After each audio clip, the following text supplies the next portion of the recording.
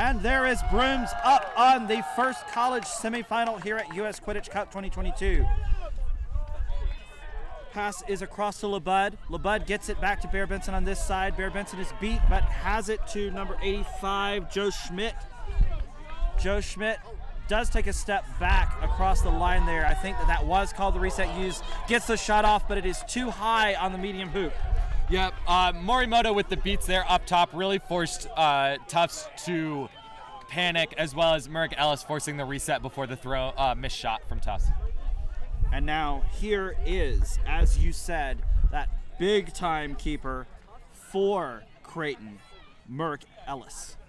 DME, as he is also known in a lot of places. And DME with the shot, it is good. Excellent fake out from DME on Chris LeBuddy. That makes it 10-0. There was a late call in the beater game. There's no bludgers back for Creighton. LeBuddy trying to find an opening. Creighton is able to get at least one of the bludgers back on their side, and that is a goal, making it 10-10. Nice move. Conversation on this side of the field. The takeaway I had from the Rutgers game, as I mentioned earlier, Creighton's beaters are very aggressive, and when they are on, it is horrible to play against. But if they start missing one or two beats, Tufts is going to have a lot of no bludger situations to try to convert on. The beater, number 45. Sana Morimoto. Captain of this Creighton team, newly in as beater. And makes a nice beat on the Tufts beater, who is right underneath the hoops. DME to the back. That is a nice connection. Yep, and that is number 71, Ryan Mejio, a first-year player. As LeBuddy goes the other way. LeBuddy looking for an opening, and the hoop comes down. Another hoop comes down. The third hoop stays up. LeBuddy through the third hoop. Tufts hyping the crowd. LeBuddy only needs one hoop. I do think we're going to have a foul here for reckless dislodgement on Creighton. There won't be any time served because the goal was good. But we said earlier we thought Tufts didn't want to run. They're going to take all the opportunities they can if they have an advantage in the beater game to run on Creighton. And that makes it 20-20. Exciting couple minutes in this opening of this game. The crowd is certainly into it, I'll say that.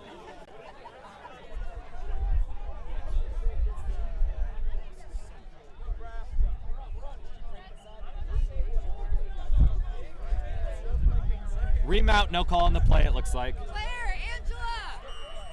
And now they're still continuing to work on those poor hoops over here on the Creighton side. Merrick Ellis with the quaffle. Been able to make things happen both times down the pitch for Creighton so far. Wants to exert dominance over this game right now with Morimoto in front. DME makes a move. It is blocked by the Creighton defender, by the Tufts defender, and that is nice work by Tufts in order to stop that drive by DME. Morimoto is able to win control back. Oh, and then a great move from Jordan Smiley. Oh, and then Smiley goes down. A quick whistle. I think this might be a penalty on Morimoto. He had done a lot of great work to win control back. Smiley comes out of nowhere to then win control back for Tufts. And you can't do that chant coming from the Tufts fans on the sideline. There will be probably more of that than there should be, but we love the enthusiasm from the sidelines. We certainly do. And I also want to give another shout out to the Creighton beater who isn't Sana Morimoto. Her name is Maddie Namani, and this is also her first season playing Quidditch. Will be a card on Morimoto. Morimoto coming out of the game. Pleading his case, not going to work. Head referee reaching for the card. Let's see it. It is a yellow on Morimoto, first yellow.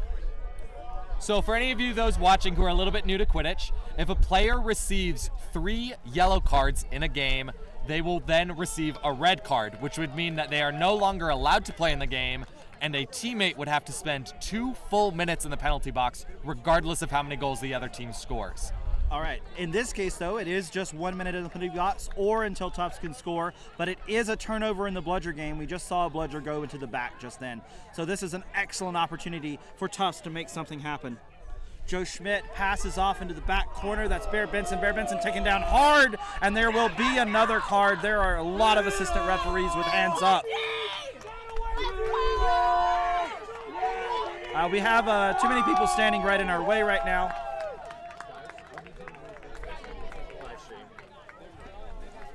And once again, Labuddy hypes the crowd. Tufts is feeding off of this energy. Yep, I believe this is going to be another yellow card on a Creighton player, a Quaffle player this time.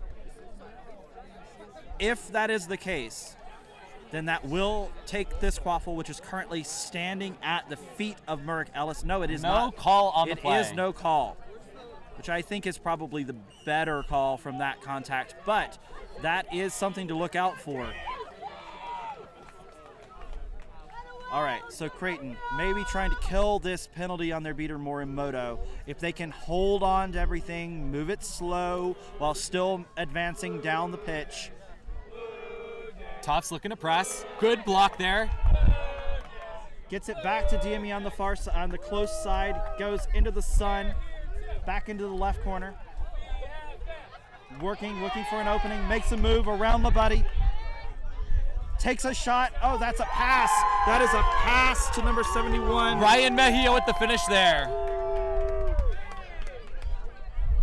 Morimoto back in the game, and while he was in the box, his partner, Matty Namani, was able to win control back for Creighton.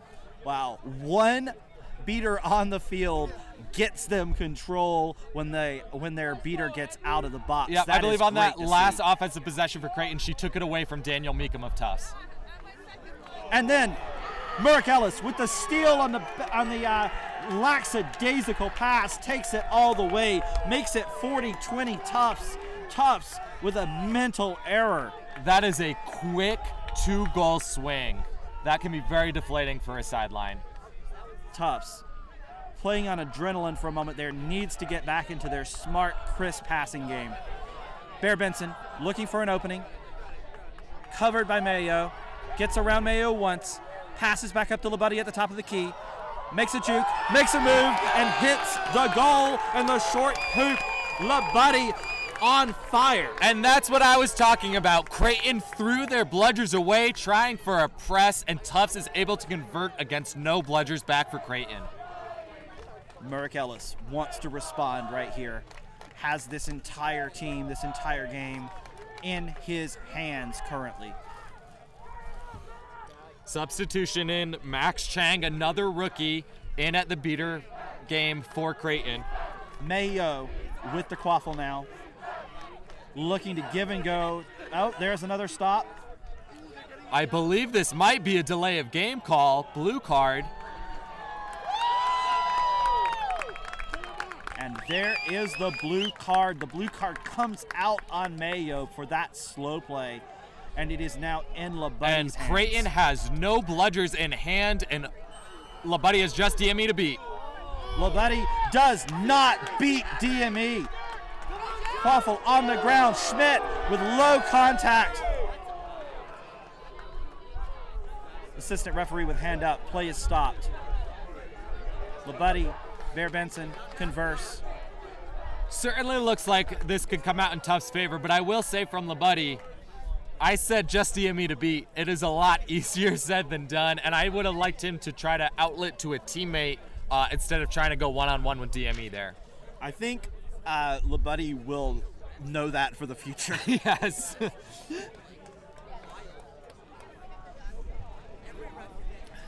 It also looks like Chang was able to get back with a bludger, number 62 there.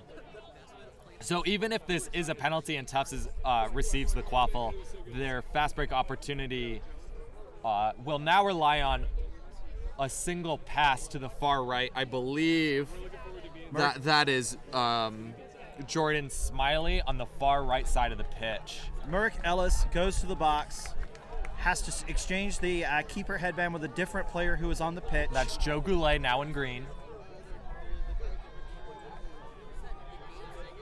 Did you see if that was a yellow given or a blue? That is nice open reception from number 17, Jordan Smiley, on the pass in the perfect position to dunk it home on the middle hoop. And that brings us back to 4-4. And as there were 2 people in the box for Creighton, they only get 1 back. DME is still in the box for the remainder of his minute. Creighton is now going to try to kill a lot of that time, but they can't risk getting another blue card for stalling. We now know this referee will call a quick trigger on that delay of game blue. Mayo trying to make something happen. 2 Tufts defenders in front. Beat before, no good. Whistle dead. Whoa! A lot of contact after the whistle there. Brooke Smiley is on the ground. I think she's just protecting her bludger. She sits up. I think she's okay. And AR's hand did go up on the far left before Creighton drove there. I believe there's going to be a contact from behind foul discussed on Nemani from Creighton coming over the top of Brooke Smiley. The conversation is ongoing in the middle of the field. And we take a look at our head referee to find out the answers.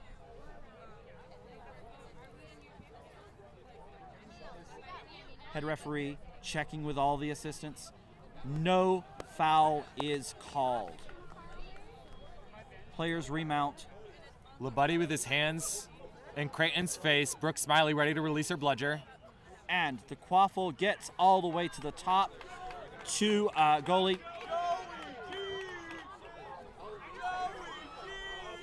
Really the first time we've seen goalie making any type of action with the quaffle. Yeah, LeBuddy. Oh, that's a nice hit.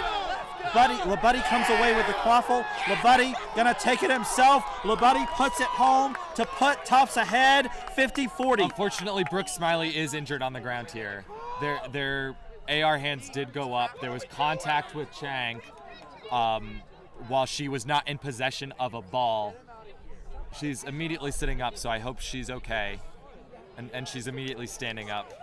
So no serious injury there, hopefully for Brooke. Good to see. Smiley doing well, getting off the field. And her replacement will be Sophie Girard. Sophie Girard, number 25, right in front of us here on the near side of the pitch. Oh, and I do apologize before. Lauren Curry is now in at the game for Maddie Nemani. And that will be a yellow on the beater. Was that number 62 Chang? I believe it is Chang. So now, oh, no card. Or was it a card? Oh, but a card, no yes. time served because the goal was good. Yes, correct. And Tufts now responding to Creighton's 2-0 run with a 3-0 run of themselves to take the lead back. Now, this possession key. Tufts wanting to show the stout defense they've been showing for a while. Misbeat there from Chang. Merrick Ellis over to Mayo in the back. One of the Tufts players gets a hand on it, but it comes across the other side Goulet to has Goulet. it. Goulet making a drive. Goulet taken down. Gets the ball out. Mayo looking for it. It's near the back. Mayo picks it up. Mayo with the pass into Goulet. Goulet slams it home. Joe Schmidt there is the person who made the initial huge tackle, so props to him for that hit. That does wind up. No bludgers back for Creighton again. There comes the bludger coming into the middle of the field. It hits a Creighton player. That was a friendly fire from the long range from Creighton. LeBuddy trying to get around Mayo. Mayo strips it out, goes low, hand up. I think that's going to be on LeBuddy. I do think it's going to be on LeBuddy for an illegal dive. And now the Creighton fan contingent making themselves heard as well. And there goes LeBuddy over to the penalty box. Yellow card on number 54, LeBuddy. The green headband will go to number 85, Joe Schmidt. We see here in the middle of the pitch, Mejio has the quaffle. And that was a great defensive stand for Mejio. Initially got the strip, which led to the foul. Mayo. There is something happening in the back of the pitch over there, and there is a stoppage. I am not sure what happened. It was back in the far left side of the pitch. I believe it had to do with the beater game. And the Tufts. Now the chant comes from the Tufts side. That tall hoop went flying with whatever happened on the left side of the field. Referees having a demonstrative discussion.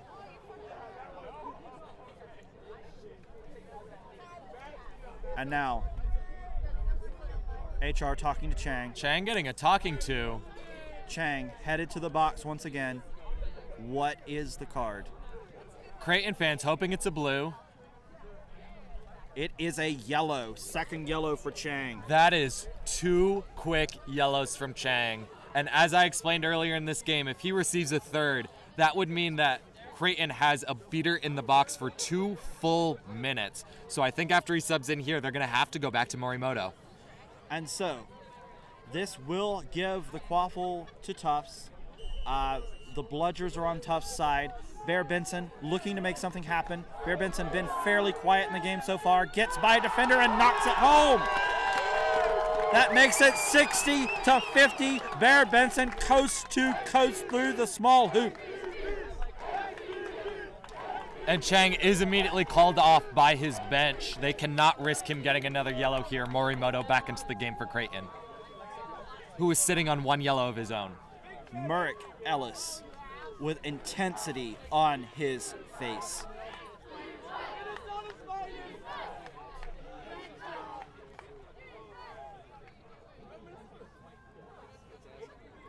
Can't tell who that is on the outside right now. Joe Goulet behind. Goulet behind. Ball is into the middle. That big chaser looks to make something happen. Was not able to do it, but it is cleaned up from the top. Did you see who got the clean? Mercick Ellis got the cleanup after the initial stop from Henry Bear Benson, I believe. And that is 60-60. Morimoto on the close side here, jumping all over bludgers, while Tufts knocks it home on offense. I believe that was back to Jordan Smiley. Jordan Smiley. Her second goal of the game. Perfect position. 70-60. We talked before this game, thought Tufts was going to play it slow. They seem happy to play fast because they are hanging with Creighton right now. Merrick Ellis surveys the field, sees Goulet in the back, makes a fake pass attempt. 1.5 attempt there from Creighton in beater game. Trying to pull off the defender, and Merrick Ellis just takes it himself to tie the game at 70. Merrick Ellis not bothering with any of the teammates on that drive. Labuddy is back in at chaser. Bludgers on the ground this time in favor of Creighton. They have 2 back on defense. Joe Schmidt in the keeper headband. That ball is over Schmidt's head. Just an errant pass there, picked up by one of the chasers on the Creighton side. Need to get a number on that chaser. I have not been able to see. Merrick Ellis, however, in the middle here, once again, wants to exert his dominance. Pushes it back over into the center. That is number 58. Jonah Kea. Goulet goes up top. Chaser trailing behind is, I think for some reason one of the Tufts defenders must have been beat, jumped away from that quaffle, leads to a scrum because that Creighton chaser was all over that loose ball. Tufts Creighton chaser number 46. Laura 11. And then Labuddy just launches into the back, and that was almost through the hoop, not quite. And I'm not sure exactly what happened to destroy Tufts' setup on that offensive possession. I'm not sure. Smiley was back there and was able to recover. She also missed her shot, however. DME a little high. It's picked up by Goulet behind the hoops. He's marked by Caruli. And the touch on that shot was perfect. It goes straight through the hoop to make it 80 for Creighton, 70 for Tufts. I am now in timeout territory for Tufts, I think. was literally on the tip of my tongue, timeout Tufts. Or time for Tufts to take a timeout. They need to think about it. They are not going to call it at this moment. Schmidt To Karuli. Karuli in the back corner, back over to Labuddy. Labuddy is able to get it through, makes it 80-80. Nick Jablonski certainly knows his team better than you and I do, Clay, and maybe he knew they could respond without needing a timeout. This collision between the two beaters in the center of the field is going to be a key call. Hopefully everyone is all right. And that is Sena Morimoto on the ground. He and Chang played all of Creighton's beater minutes against Rutgers, and Chang is sitting on 2 yellows. Morimoto looks like he's going to gut it out and stay in the game, but his ankle is definitely bothering him, so we'll see. That is going to be a yellow card on the Tufts beater, Ben Silver. That was the dive at the legs of Morimoto.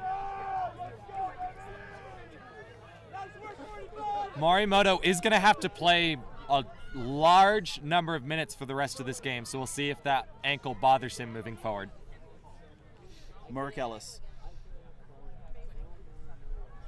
looks for an opening. Has a chaser cutting around behind the back of the hoops. Makes a move, makes a big time star player move to dunk the quaffle through the medium-sized hoop for the 90-80 lead. Twice now, while Creighton has had control, they are running a play called 1.5, where they will keep one bludger all the way back at their own hoops, and then Morimoto is throwing the other bludger back to try to tackle the only Tufts beater so that there's a no bludgers look. And now, off of another one of those miscues from Tufts, it is another goal.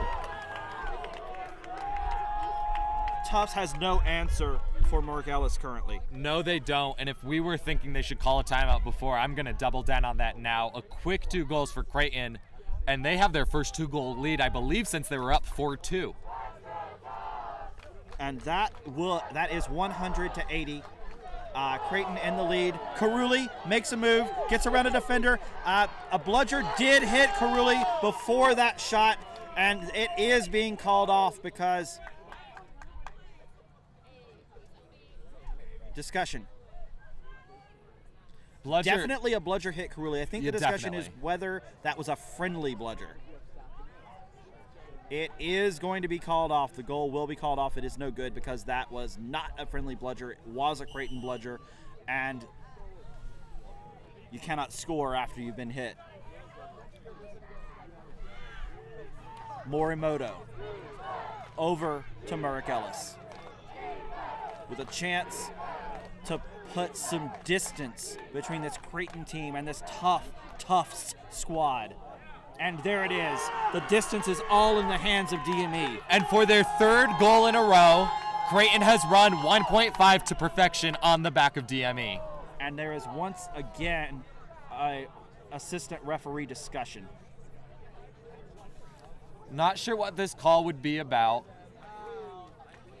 Discussion on the near side left of the field. Nick Jablonski talking to his team. Curtis Taylor just eyeing up the referee's circle. He's happy with how his team is playing, obviously.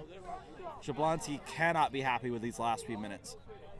No, and I'm a little bit surprised that he's not talking to his team more. He's kind of staying on his own sideline. He's not giving them any game plan. It's almost like a free timeout here as long as the referee discussion goes on. Curtis Taylor is now kind of grouping his players together and is definitely running this similar to a timeout, letting his team know if there's any adjustments that he can see that he thinks they should make. Jablonski is talking as he moves, giving every player individualized instruction.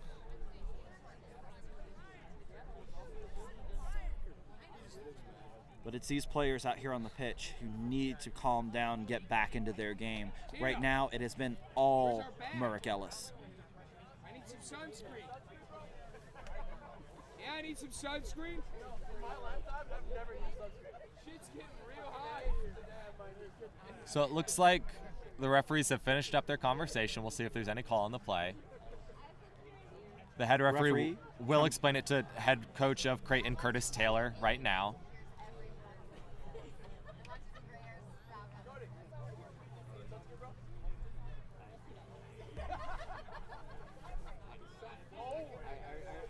You might mind if I borrow a little bit of that sunscreen as well? A lot of the fans here talking about sunscreen as the sun comes out in Salt Lake City, so your two commentators are applying some at the moment while this stoppage goes on. Beautiful weather here for the semifinals. There was a rain cloud clinging to the mountains just before this game, and I'm happy to see that it has stayed away. And knock on wood, the weather looks like it'll stay very nice for the rest of the day here. Yes, for those of you who were here for the last stream with Matt Dwyer, no more of those misanthropic clouds over the top of us. So interestingly, DME has received a card. I do not know what the call on that play is, but that... Was that a yellow on DME? I did not see the color, but he's in the box. It looks like the goal counts, though, so it's still 11-8 on the scoreboard. Was it immediately afterwards? It could have been. We'll see if we can find out what that card was for later on. Now, Tufts keeper, who is a new player on the pitch, tries to make a shot, unable to make it get home. That is Jacob Brenner, number 12.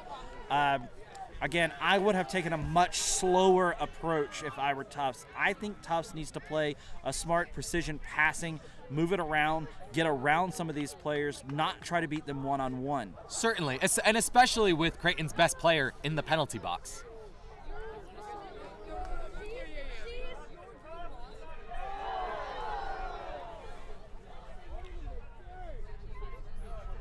Mayo looking to make something happen.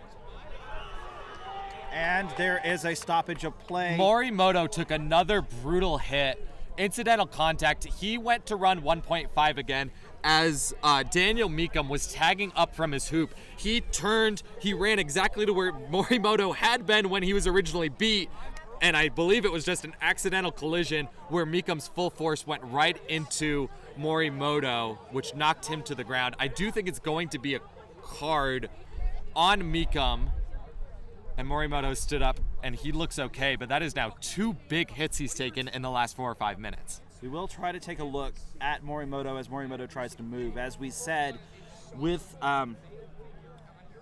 those 2 cards by Chang, Morimoto is going to have to play big minutes. And that is a yellow card on Meekum. Yellow card on Meekum. The goal is good, so the time... And Tufts uses their timeout. Finally. So the score here is Creighton 120, Tufts 80. The snitch in Quidditch is worth 35 points. So if Tufts were to catch the snitch right now, they would still be trailing, which gives Creighton a huge advantage. The snitch will come onto the field at 20 minutes. I'm not sure exactly what time we're at now, but I'd guess somewhere around the 13 to 15 minute mark. It has to be around 15. So, what do you think Nick Jablonski is talking to this Tufts team about in this huddle? I think from the offensive perspective, he's saying, calm down. Their beaters are making mistakes, and when we play slowly and confidently, we are capitalizing on those mistakes. It's our rushing that has prevented us from scoring goals the last few possessions. Defensively, I think he's saying, they keep running 1.5. This is how we want to attack it.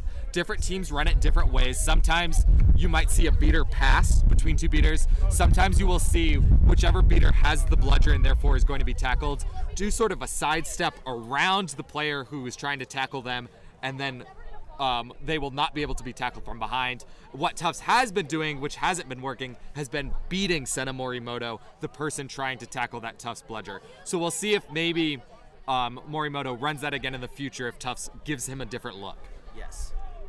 All right, so the timeout is over. Timeouts are 1 minute in Quidditch. That is the only timeout for Tufts. Creighton does still have their timeout in their pocket.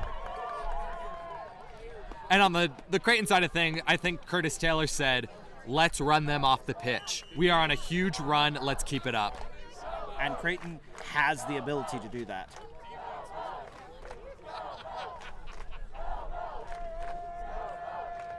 This is Jacob Brenner with the quaffle on the left side underneath the Tufts hoops. Brenner is looking at who he's got as outlets.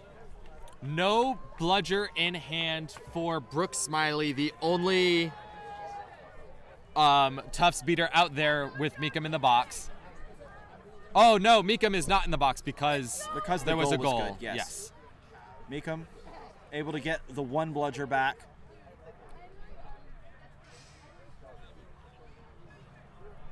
Bear Benson looks like a missed beat. Bear Benson makes a move. Bear Benson gets around one. Bear Benson with a errant shot that goes over into the far corner and it looks like his Creighton's quaffle. I think that was a pass intended for Jordan Smiley well over her head, and I will say she was also heavily guarded by a Creighton player there. Yes. I believe that was Kelsey Novak on the defense. Also screened by some Creighton fans on the sideline here. Unable to see the hoops on the left side now because of some standing people, but there is a goal. I was unable to see anything on the left side that just happened, but I do believe it is going to be a good goal for Creighton. Yeah, unfortunately, I was actually talking to a fan on the other side to make sure we could see those Creighton hoops, so I also did not see what happened in the play. Thankfully, all of those fans have moved just a little bit back. We love seeing these fans collected all around us, but we just have to be able to see the hoops here from our And another scoring vantage positive, point. our camera is much, much higher than we are, so the fans will not be in the way of any of your video. Score is good. The score is 130-80 in favor of Creighton. And we just heard it is 17 minutes in the game. Bear Benson has been unable to make much happen, tries to pass back, and that was not a great decision. That is high contact against Bear Benson by number 60 on Creighton. And a very quick whistle there from the head referee who did not want to call advantage on that play.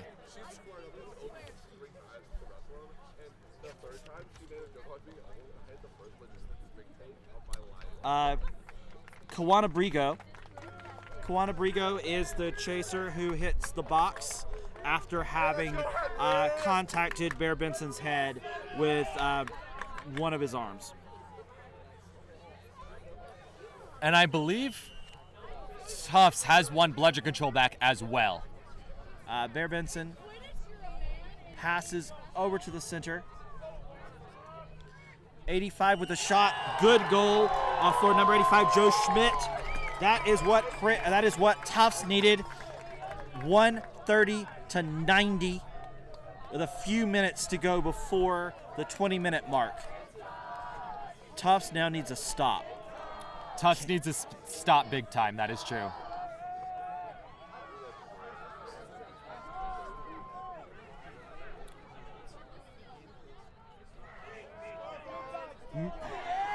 Missed beat from Morimoto. He follows it up, though, showing tackle on Meekum, and that is enough to get the bludger out of the play and clear a lane for DME. Mark Ellis still unable to be guarded by Tufts.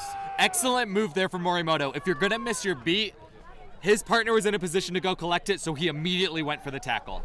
140-90. Bear Benson. Back to Schmidt. Schmidt looking for the outlet. It's Labuddy. Labuddy's been quiet since his card.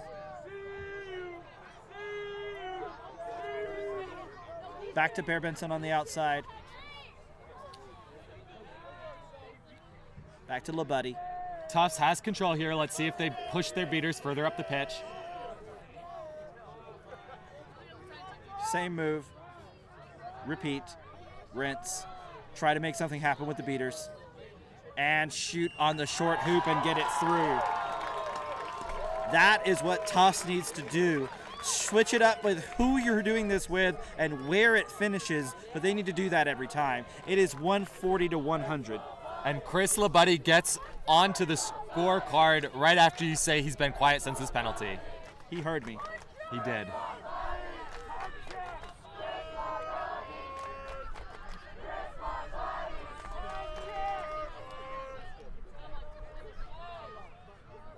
Morimoto misses a beat. Stop me if you feel deja vu right here.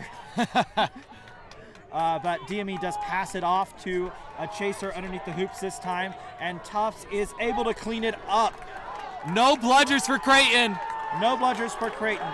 Tufts on the run. Joe Schmidt across to Bear Benson. Bear Benson with emphasis. The crowd is hyped up. Bear Benson finally makes something happen. 140-110. Two quick goals for Tufts, and this game is back in range. But Labuddy on the ground discussing with the referees. Wants a call. Morimoto and Labuddy ran into each other on the field. I think neither of them saw the other one coming. I don't think there should be a foul. I think both players are equally at fault here. But we'll see if the ARs disagree with me. Yes. And that is the call, that the players were equally at fault. Incidental contact, no card for either team. So, after that thrilling sequence of events, 140 to 110, Creighton still in command, but that has been a little bit of a Tufts comeback in the last minute or two. And a new look for Creighton. Lauren Curry now has the bludger in her hands instead of Sena Morimoto. And this is 38 in at Chaser on this side. Kelsey Novak. A misbeat there from Curry. That is goalie with a lot of Mejio people is on stuffed. top. There's no bludgers back for Creighton. And that is Labuddy on the ground. Oh, and a lot of playing after the whistle. That, yes, all of that play with all of those people who are now on the far side of the pitch have all happened after the whistle. And that is the 20-minute stoppage. Okay. 20-minute stoppage. 140 for Creighton. 110 for Tufts. 140 for Creighton. Here at the 20-minute stoppage, we'll explain once again how the in-game in Quidditch works as of this season.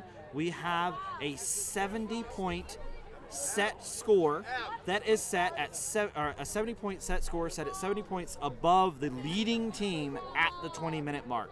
So with Creighton, with 140, you add 70 to that and get your set score. That will make the set score 210.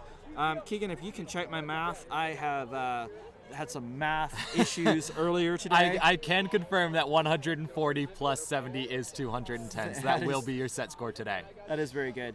My math issues before involved a lot of wind blowing my papers around and me getting set score from a different match a couple times, but in this case, 210 is the answer. So, right in front of us, you see those yellow shorts with a yellow snitch tail. That is the snitch. That snitch tail is worth 35 points to either team that catches. Creighton needs only 70 points to hit that 210. Tufts Needs 100. needs 100. It is fairly close. That snitch tail would be a nice boon for Tufts. Tufts could catch it, tie it up immediately, and then go score for score in the Quaffle game. They have to do something, because if they just go score for score in the Quaffle game, then Creighton will hit that mark too early for them. Definitely. And I do not know who our snitch is today, but I will say he has a tall task ahead of him with Henry Bear Benson and Joe Goulet as the two starting seekers, two of the best in the country at it.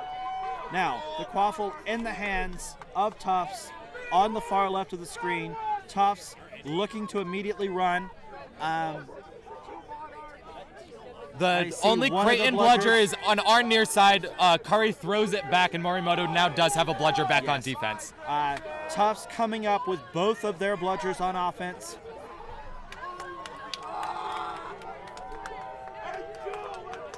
Schmidt moving slowly with the Quaffle, trying to give Bear Benson a chance. A That misbeat from Morimoto. Labuddy with the Quaffle, back to Schmidt. Schmidt with an open look on the top hoop, hits it through. That is great for Tufts. making it HBB with a 140, lot of. 120. Sorry for speaking over you. HBB had a lot of uninterrupted time with the snitch, but could not come away with a pull. And now cleared again. Bear Benson with another shot. But DME coming back the other way, steps around all of the Tufts defenders, hits his own shot through the tall hoop to put it at 150, 120. Creighton in the lead. Tufts definitely needs a very quick catch here. And there They get it! There it is! They get it, and it was clean. The snitch is nodding in his head because he knows it. The referee The crowd crew is going insane all around us. The crowd is very, very loud. The referees will talk about this. I watched it. I am quite sure that it is good. And if I'm not mistaken, That gives Tufts the lead, 155 to 150. Essentially, that's a tie. Essentially, it's a tie. That is exactly what Tufts needed. They were exchanging goals for a long time in the quaffle game. Exchanging goals is all DME. In this case, now they exchange goals. Whoever gets that next last goal will win. Oh, no.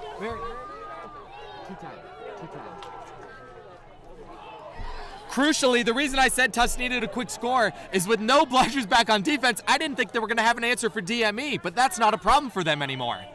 Now, bludgers all back into the quaffle game because the snitch phase is over. Bear Benson with the clutch moment. Joe Schmidt, LeBuddy, with breaking chasers both around on the other side. Couldn't tell numbers right now. Meekum is walking LeBuddy in. LeBuddy with the block. LeBuddy trying to make his move. LeBuddy still going with lots of hands on him. And LeBuddy through the small hoop. LeBuddy with emphasis. 165, 150. Tufts is taking command. LeBuddy doesn't care if you foul him. He is going to finish, and I bet he wants an and one on that.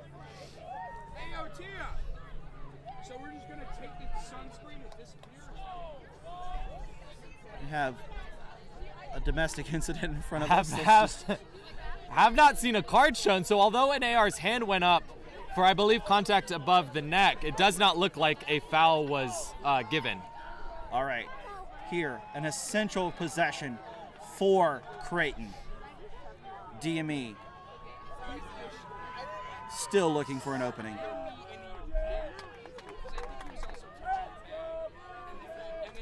That's the look. That's take it. I will take it myself. I will make this happen. 160. As the beater battle continues, behind the play, Morimoto was beat. No bludgers back. 160, 165 Tufts. And a nice long pass to this side. That's Karuli. Karuli to the short hoop. Karuli. 175, 160. Tufts. The first-year player with the big-time goal.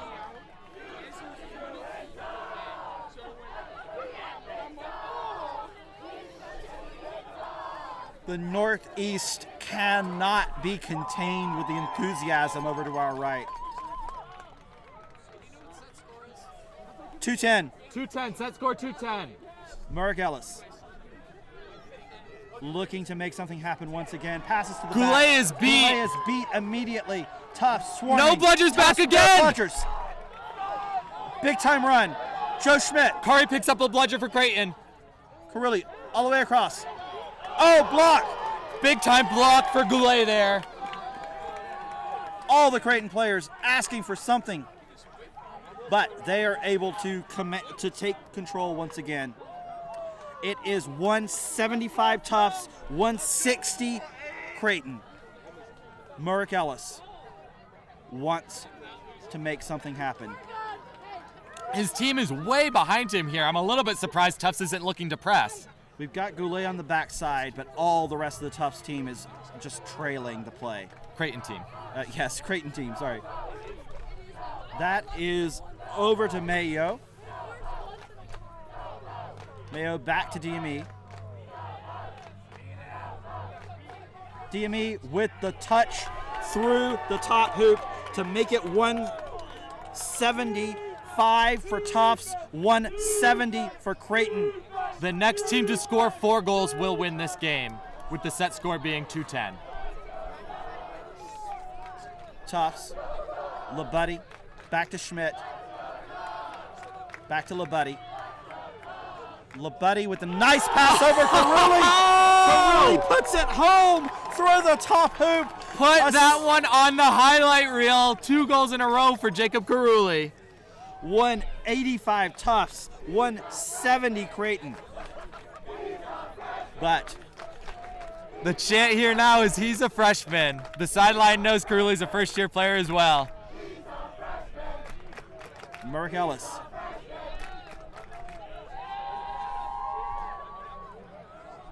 Finds Mayo on the outside.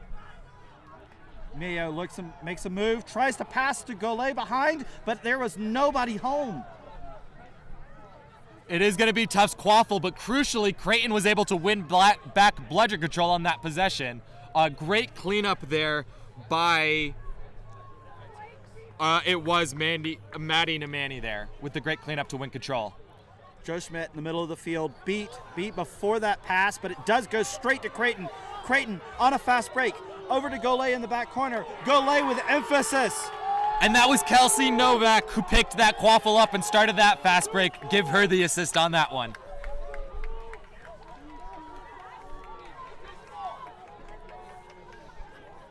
That makes it 185 Tufts, 180 Creighton. We're back to both teams essentially even, 3 goals away. A stoppage here. I believe Henry Bear Benson is being set off the pitch because I think there is blood showing. So he is forced to sub until he can get whatever it is covered up. A big blow there for Tufts. Certainly not a substitution they were looking to make. And if I'm not mistaken, that is Joe Schmidt who has subbed in for him. And Joe Schmidt was looking to have a break here. LeBuddy in the green headband. Back to Schmidt. Schmidt makes the pass to Carulli. Carulli avoids the bludger. Carulli goes a lot further upfield than I would have really expected. LeBuddy gets the quaffle. LeBuddy goes around one. LeBuddy missed by the bludger. LeBuddy headed for that middle-sized hoop. LeBuddy puts it home. 195, 180. And DME takes his time standing up after that. I don't know if he's deflated mentally or if he is feeling some sort of injury.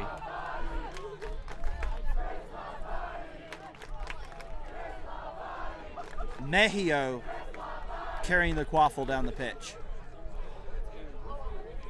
Murick Ellis moving slowly, definitely in some pain.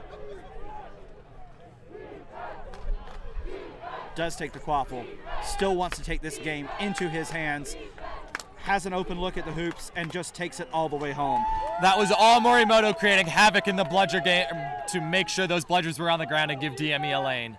195 Tufts, 190 Creighton. Again, the set score 2-10. Both teams 2 goals away. So obviously the next goal here is extremely crucial because whoever scores next will have the first chance at the golden goal. And that has Creighton in a press on LeBuddy, and that causes an errant pass. Mejio looking. Mejio to Murick Ellis. Murick Ellis taken down. Murick Ellis does not get there. Tufts with the control, and Tufts is able to come out of that, stopping the almost sure goal. Excellent, excellent defense from Tufts after the mental mistake on offense. Schmidt, LeBuddy, looking to make something happen. Bludgers exchanged in the middle. One of the Creighton beaters is down, but is all right. LeBuddy is going to get there to clean that up, and it's tackled from behind. That is a huge hit from behind there on the Creighton chaser. I believe that was Kelsey Novak again with that hit. Novak has been all over the field while on the pitch, but in this case, this is a gigantic moment for Tufts. Novak with the yellow card goes to the box. It certainly is. Sena Morimoto with Creighton's only beater is essentially in their sub box. He's over by that sideline. LeBuddy on this side has to get by Mayo and DME, looking for an outlet. Mayo goes hard over the top to Schmidt. Schmidt is beat before. A huge stop there from Maddie Namani, the first-year beater, to save her team the goal and give them a shot at becoming the first team to only need one more goal to win this game. Once again, Murick Ellis looking into the teeth of this Tufts defense. Both teams very close. Murick Ellis makes a move. Murick Ellis lets the shot go. It is no good, and Schmidt comes away with it. Schmidt tries to block. Schmidt is unable to block. There's a stoppage of play, though. unsure what the stoppage is for, although Joe Schmidt is being escorted to the box with a yellow.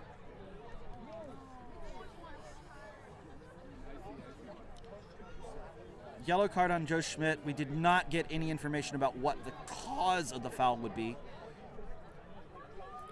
But that leaves goalie with the quaffle. I think they're going to go check the score table. The score table has that last shot as good, which would make the score 200 to 195. And now they're flipping. And that is incorrect. That goal was no good. Very good catch by the referee team. We did not need another phantom goal situation out here today. No, Mejio on the reset. 2 bludgers still for Tufts. Merrick Ellis looking into the teeth of that Tufts defense with yet another chance to put us into the golden goal for Creighton. DME's last chance was caused. Morimoto threw at one beater from Tufts and tackled the other. Morimoto goes and up top and is knocked down by Carulli. Carulli with the ecstatic, amazing defensive stand. Have yourself a game, Jacob Carulli. LaBuddy gets with some defensive help from the beater, gets around 1, gets around 2, headed back for that small hoop, missed, and there it is! That is the goal on the medium-sized hoop for LaBuddy. That puts us at a moment here. And crucially, Tufts just scored a goal with a chaser in the box. And with the crowd going wild and the crowd standing, it's going to be very difficult for us to see what's happening on either side of the pitch. Looks like Creighton is able to call their timeout. As we mentioned earlier in the game, Creighton had that timeout in their pocket and they use it here at the most essential point of this game. And the most essential point of this entire tournament up to this point. Creighton has never been in this position this season. Their only 2 losses were to the University of Texas in November, and in both of those games they did not have DME, and they lost in not blowout games, but not in 1-goal games. So, as we are sitting here, Tufts sits on 205. Creighton sits on 200. Creighton sits on 190. 190. It will be Creighton's ball to be able to try to get to 200. But they are going to need to score and then hold Tufts out, and they have not been able to do so since Tufts got that energy off of that Bear Benson snag of the snitch. The X factor here is going to be Sena Morimoto. He's had a rough stretch with some missed beats. If he's able to connect, that's going to be the turning factor for Creighton. If he keeps missing, I think this is Tufts' game to win. And here we go. Merrick Ellis looks to this side. Mayo. Morimoto getting ready to launch. Mayo behind Morimoto. Back over to DME. Morimoto trying to beat LaBuddy there. He is a keeper in the keeper zone, though, so he cannot be beat out. Goulet up here at the top. There is the shot. The shot is good. No bludgers back for Creighton. Merrick Ellis. LaBuddy. Over to Carulli. Carulli trying to make a move to get around goalie. Passes it back to the middle. Mayo picks it up. And AR's hand was up. I think an AR wants a foul for whoever that was that had initially made contact with Carulli. I think an AR thought it might have been from behind. Although the head referee was definitely watching that play, there might be a disagreement here. We will have to see what happens here. If this is a no call, then Mejio has the quaffle with an opportunity for a break against with Tufts defense out of position to head up the field and win this game for Creighton. If this is a call against Creighton, then the quaffle will be returned to LaBuddy's hands. Yes, crucially, the whole Tufts team ran on that fast break, so none of their quaffle players are back to play defense. They do have one beater. They do have Jordan Smiley. Oh, no, that's not Jordan Smiley. That's Sophie Girard back with a bludger in hand. And it is... No call on the play. Creighton ball. Smiley gets beat. He gets beat, but is able to make a big-time stop.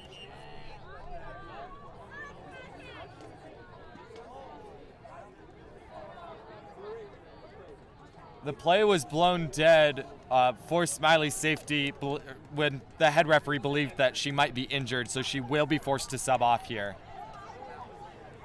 And Creighton was able to recover the quaffle. Crucially, though, Smiley gave her team time to set up a full defense. Number 18, Valentina Zamora comes in for Smiley. And I believe this is the first time we've seen Zamora all game. Now, the ball in Merrick Ellis's hands, now with the chance for the golden goal for Creighton.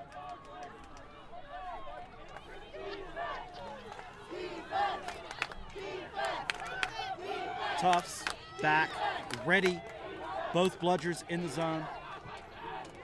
Makes one stop. Merrick Ellis from the ground, gets it over to the back. Mayo, goalie, no good. Scrum on the ground. And that is a Tufts player on the bottom. There is a Morimoto here to beat everyone out. Everybody out. Tufts not on top of it. Tufts not on top of it. DME comes out of that scrum, throws the ball through. Several referees with their hand up.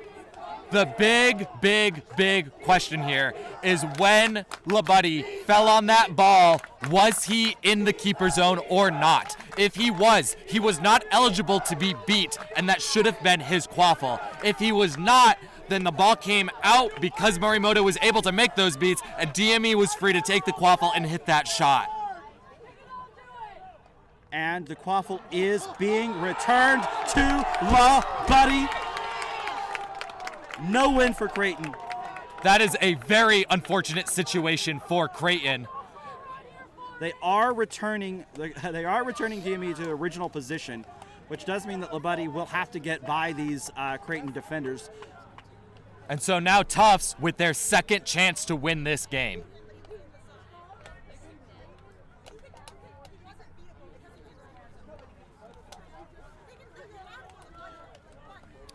Head referee is explaining who is on broom, who is off broom. For this, broom's up. Looks like we're about to get restarted. And there it is. You can see the signal now. Those crossed arms mean that it is the keeper with sole possession in the zone. Creighton does have control and both bludgers back here. LaBuddy seems to be waiting on anything. Gole is right on top of him. It is over to Bear Benson on this side. Morimoto comes up really close. Bear Benson trying to get around the defender right in front of us. The ball is stripped. That is Merrick Ellis who takes the strip. And we have some whistles. That is another stop. And now there is a lot of talking. Senna Morimoto did not miss those beats. That is the key factor there. Initially, there was a good block by the Tufts beater. Morimoto, however, was able to follow it up and allow DME to have time against Henry Bear Benson and get that strip.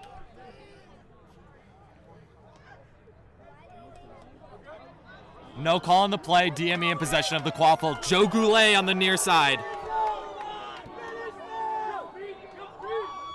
DME trying to take a look. Tufts setting the defense. Morimoto taken down. No beaters for Lane Tufts. Opened up. LaBuddy grabs. The hoop falls down. There's a Bear Benson tackle behind the hoops. Another scrum. Bear Benson tackle. No referee arms in the air. Joe Goulet comes up with the ball. LaBuddy is hit. LaBuddy is hit. Goulet. Goulet with the goal. Goal. This is going to be talked about, but I do not believe that Creighton committed a penalty anywhere in that play.